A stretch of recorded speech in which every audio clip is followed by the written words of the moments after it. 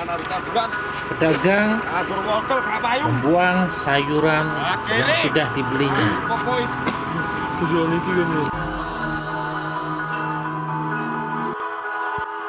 Mengapa pula petani menghancurkan tanaman hasil panennya sendiri?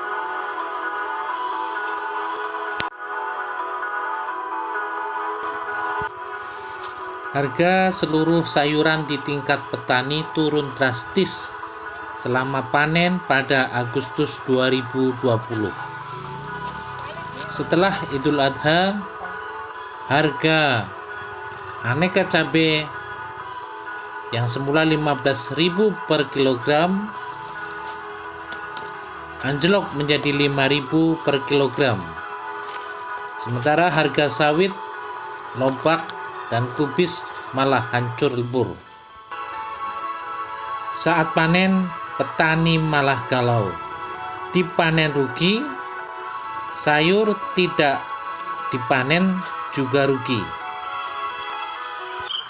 Untuk melihat hasil panen dan harga sayur, kami mengunjungi Desa Dawuhan, sentra produk aneka sayur yang memasok pasar Brebes dan pasar lain di wilayah Tegal, Cilacap, hingga Kuningan dan Cirebon. Petani Desa Dawuhan juga merasakan hancurnya harga hasil pertanian. Harga sayur anjlok lebih dari setengahnya. Seledri normal Rp14.000 turun menjadi Rp2.000. Wortel normalnya Rp5.000, sekarang cuma Rp1.000. Dan tomat dari normal Rp6.000, sekarang cuma Rp500. Bahkan harga cesim, labu, sawi putih selebor atau pokcai dari Rp200 hingga Rp400, lebih murah dari harga satu butir permen. Harga sayur yang cuma 200 perak dipanen makin rugi untuk biaya panen. Akhirnya sebagian sayur dipanen, sebagian lagi gratis dibagikan ke orang yang lewat. Sampai tidak ada lagi yang mau dikasih, sayur dibiarkan, dibabat, atau dibuang begitu saja. Duh, kasihan nasib petani. Harga sayur di tingkat petani naik berlipat setelah di supermarket. Harga tomat di toko pasar buah Jakarta mencapai Rp21.000 per kilo, dan di penjual sayur keliling Rp12.000 per kilo. Petani di Desa Dawuhan seperti Ibu Kartimah merasakan dampak anjloknya harga sayur.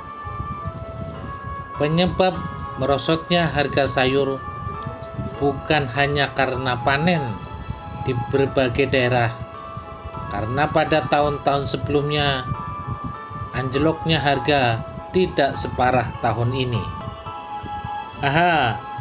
Pandemi corona ternyata turut berdampak pada harga sayur karena permintaan merosot tajam hingga daya serap sayur terus merosot.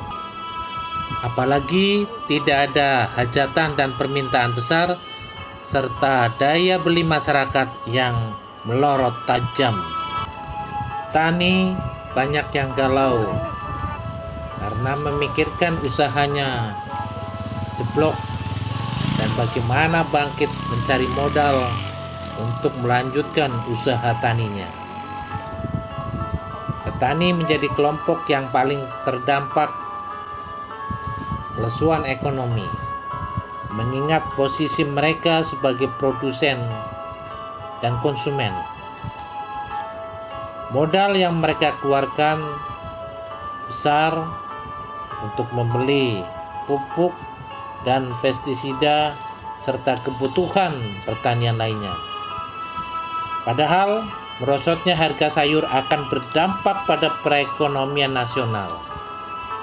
Sektor pertanian menjadi pertahanan terakhir dan tumpuan untuk menyerap pengangguran dari sektor formal.